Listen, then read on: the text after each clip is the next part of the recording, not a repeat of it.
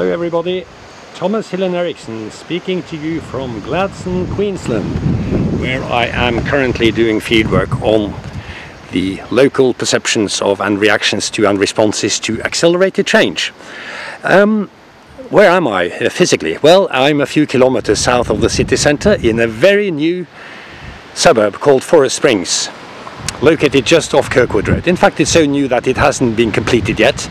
They're still building, they're still selling. In fact, there's an inspection house just down the road here where you can come and have a look if you're interested in moving to a lovely, lush suburb just outside of the city of Gladstone. This is a fairly lucky suburb in the sense that they've got a bit of infrastructure located right here. They've got their Caltex station, they've got their Woolies, the Woolworth. They're getting a Macca's very soon, a McDonald's, Domino's Pizza, a pharmacy, doctors and a few other services which are here. They're going to make an artificial lake just in front of me here. Let's have a look at the artificial lake if we can. While we're here, well, not much to see yet, but it will be very nice with waterfowl and frogs and water lilies in a little while. I thought this might be a good place to talk a little bit about the characteristics of the Boomtown. Now, when you say overheating, you refer to accelerated change. Some places change faster than others. Some places and some aspects of life don't change at all. There is acceleration, but there's also deceleration, as in a previous video blog when I spoke about Targini, signifying the possibilities of deceleration as a side effect of acceleration. But here, things accelerate. There's been a lot of construction in Gladstone recently. A lot of new houses coming up, new suburbs emerging. Kirkwood Road, the road that we just passed, is a ring road passing a few kilometers south of the city, and there's a bit of bushland between the city and the road. Kirkwood Road was open for traffic just a couple of years ago. So everything around Kirkwood Road is very, very new. And the fact that they've placed this ring road this far south also signifies a belief in the continued growth of the city. It is sometimes said about Gladstone that it goes through booms and busts. Boom and bust is it's a bit of a cliche when you talk about Gladstone. Some people take exception to the way some others talk about boom and bust, arguing that no, there haven't been any busts, just booms. And in a way it's true. Since the 1960s, when the city was first industrialized, there have been booms and there have been plateaus, but there haven't been any deep crises. There hasn't been mass unemployment, there hasn't been decay. There's nothing here that reminds you of, say, Detroit. Between 1960 and 1970, during the first major industrial boom, the population was doubled, and there are still stories about the decay in morality, about the drunken and disorderly behavior, brawls and fights, and dirty workers living in caravans and even some in tents on what would later become the sports grounds. So we have these stories about the decay of morality, the decline of morality. That's one aspect of boom and bust. Tensions between old-timers and newcomers. Because in a boomtown there are strangers. There will always be. That's one of the obvious things about the boomtown, is that people move in. Tensions between old-timers and newcomers. Old-timers often complaining about the decline of morality. And the decline in moral accountability, you might say, in the sense that people who just have moved in, they don't have the same consideration for the environment, they throw their rubbish, their cigarette butts around, they don't take part in voluntary work, all these kinds of complaints. So that's one thing. Second aspect of the boomtown that I'd like you to consider is to do with its the stress on services in a boomtown. Because in a boomtown you may have the same services as you used to have in health, education, infrastructure, rubbish collecting, etc. But you have a much larger population to cater for than you did before. And so there will be an inevitable stress on those services. Different parts of a society change at different speeds, and things will tend to be out of sync regarding services. Also, as a third characteristic, prices go up in a boomtown. Everything becomes more expensive. I just read about a new hotel that had opened in Gladstone. It's finest hotel so far, and it's more expensive by the night than the equivalent hotels in the same group in Sydney and Brisbane.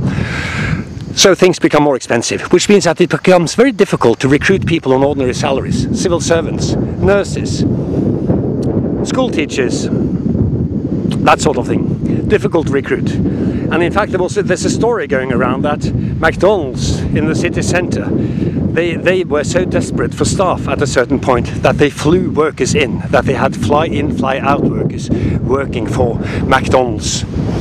This is the truth with some modifications, but there is something to it. Now, let me just get out of the wind. I thought it might be good to take you for a spin around the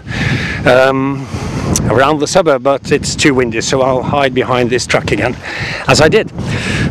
That's the third thing. Hard to recruit people on ordinary salaries. And a fourth characteristic of the boomtown that we might want to consider, which could also be considered comparatively, is to do with the changes in the demographic structure of the place. For example, in Gladstone, many pensioners, retirees, have moved out, largely because they couldn't afford to live there anymore, or because they were tempted by the prospect of selling their house at a much higher price than what they paid for it originally. So for example, if you have a house in Gladstone, you've paid it down, you've retired, your kids have moved out, they no longer live here, so you don't have immediate family in the area, and you can sell your house, buy a similar house on the lush and beautiful and quiet and non-industrial Sunshine Coast, and still have a couple of $100, you know, to spend on other things. Very tempting. Others who were renting could no longer afford the rent because it doubled more or less overnight. So we have these turbulent aspects of the boomtown, which I think are worthwhile considering when we think about overheating. How does it affect whom? A fifth characteristic, and the final one I think for now, is to do with new inequalities. You know, there are people who work on, say, an ordinary salary, and not just in the civil service, not just teachers, nurses and other proverbially underpaid people, but also people who work in the traditional industries, the power station, QAL, the alumina refinery, or in a scaffolding firm, or for a mechanic or an electrician and so on. And they discover at a certain point that people who do pretty much the same kind of work as they do on Curtis Island in the new industries get twice the pay, they get double the pay, for example. One hears stories, not only about Macca's flying in workers to sell burgers, but also stories about cleaners on Curtis Island who make a couple of $1,000s a week, which is a lot of money. These stories, some of them are urban myths, some of them have some truth to it, but as a matter of fact it's a fifth and important aspect of the boomtown, that it also creates new inequalities. Now, will the boom continue?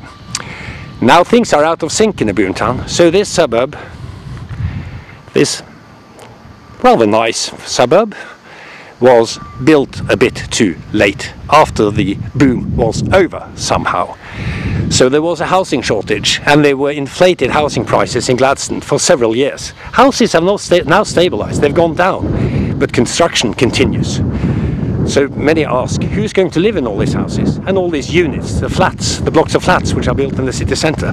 Well, possibly no one in the first year or in the second year, but if we look at the demographics of Gladstone since 1960, it has grown steadily in population. From around 7,000 in 1960 to about 14,000 in 1970, and at the moment the Gladstone region, the urban region of Gladstone, has between 60 and 70,000 inhabitants, and people here are committed to change. They're committed to the positive aspects of booms. So now that construction on Curtis Island is winding up, it's going to be finished, most of the 11,000 workers working there are going to have to go elsewhere for work. Gladstonites are waiting for the next big thing to happen. You might say that they are, if you want to be a bit rude to them, you can say that to them change, accelerated change, is a drug to which they're addicted. Or you could say instead that they have a positive, upbeat view of change. In other words, that they somehow embody the spirit of modernity.